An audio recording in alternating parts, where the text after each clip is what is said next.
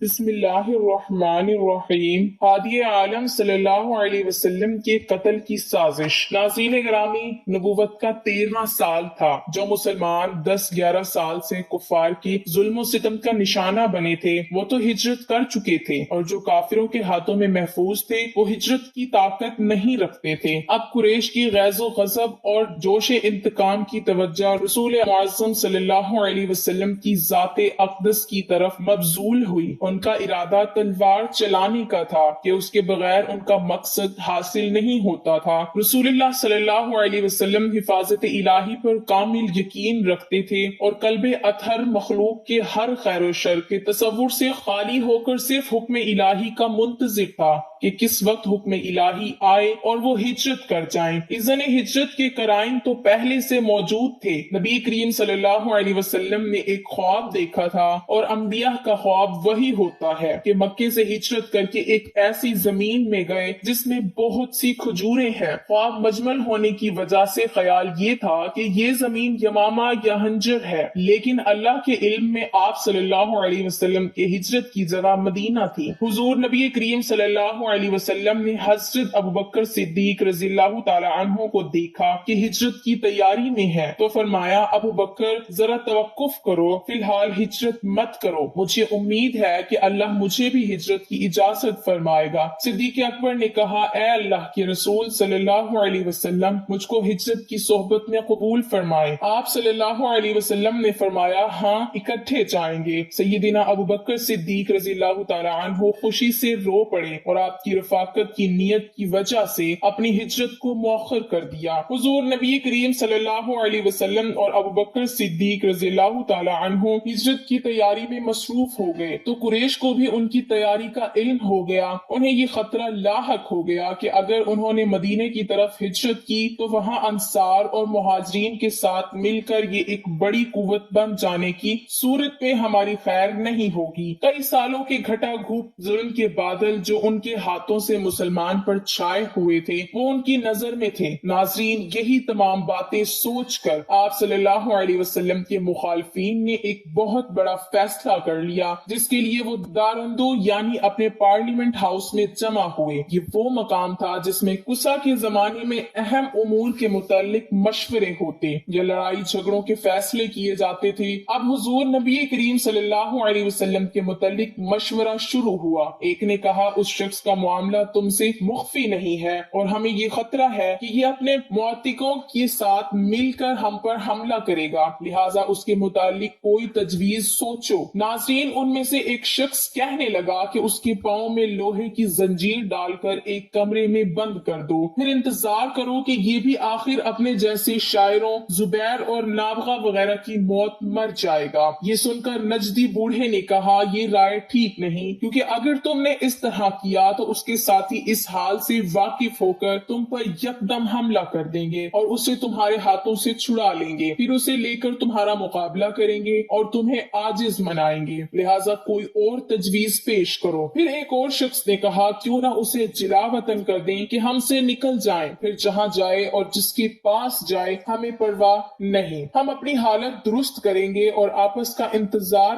ختم ہو جائے گا۔ گانجدی بوڑھا پھر بولا، یہ تجویز بھی صحیح نہیں، تم اس کا حسن کلام، شیریں گفتگو اور مؤثر بیان نہیں دیکھتے، اگر تم نے یہ کام کیا تو یہ کسی اور شہر میں چلا جائے گا اور انہیں اپنی میٹھی زبان اور پر تاثیر بہن کے ذریعے سے ہم خیال بنا کر تم پر حملہ کرے گا اور غلبہ پا کر وہی کرے گا جو اس کی مرضی ہوگی۔ اس کے علاوہ کوئی اور رائے قائم کرنے کی کوشش کرو۔ جس پر ابو جہل نے کہا، صاحبو، میں نے ایک رائے سوچی ہے، میرا خیال ہے کہ یہ رائے اب تک تم میں سے کسی نے پیش نہیں کی۔ سب نے کہا، اے ابو الحکم، کون سی رائے ہے؟ وہ کہنے لگا کہ میرے خیال میں یہ مناسب ہوگا کہ ہم ہر قبیلے سے طاقتور، چست اور باصلاحیت نوجوان منتخب کریں اور ہر ایک نوجوان کے ہاتھ میں ایک تیز تلوار ہو، پھر یہ سب اکٹھے حملہ کر کے اس کا کام تمام کر دیں اور ہمیں اس مصیبت سے آرام دلائیں۔ سب کے متحد ہو کے حملہ کرنے کی صورت میں اس کا خون سارے قبائل میں تقسیم ہو جائے گا اور بنی عبد مناف میں سب کے ساتھ لڑائی کرنے کی طاقت نہیں ہوگی اور وہ مجبور ہو کر خون بہا لینے پر رضامند ہو جائیں گے اور ہم سب خون بہا دے کر آرام سے بیٹھ جائیں گے۔ یہ سن کر بوڑھے شیطان نے کہا شاباش، اس نوجوان کی رائے اصل رائے ہے، اس سے بہتر رائے کوئی اور نہیں ہو سکتی، اور اسی رائے پر اتفاق کر کے قریش چلے گئے۔ دوسری جانب اللہ تعالیٰ کی طرف سے جبرائیل علیہ السلام حضور نبی کریم صلی اللہ علیہ وسلم کے پاس آئے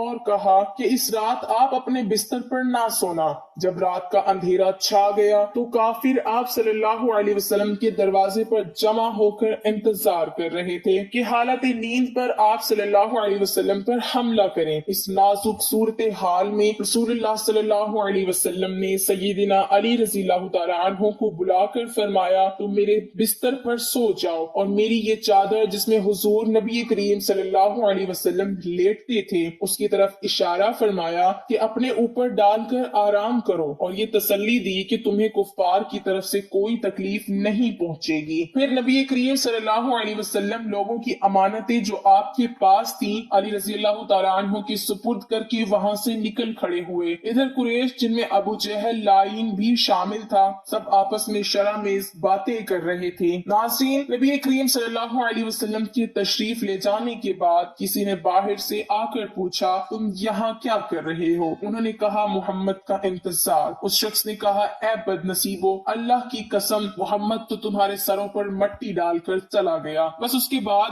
یہ لوگ دروازے کی دراڑوں سے چھانکنے لگے تو دیکھیے کہ سیدنا حضرت علی رضی اللہ تعالی عنہ آپ صلی اللہ علیہ وسلم کے بستر پر چادر اوڑھے ہوئے سوئے ہیں۔ تو وہ کہنے لگے کہ یہ محمد جو اپنی چادر میں سویا ہے۔ پھر وہ صبح تک اسی حالت میں دیکھتے رہے۔ جب سیدنا علی رضی اللہ تعالی عنہ بستر سے اٹھے تو کفار مکہ ندامت کے مارے سر جھکائے کہنے لگے جس نے ہم کو بتایا تھا کہ محمد چلا گیا اس نے سچ کہا تھا۔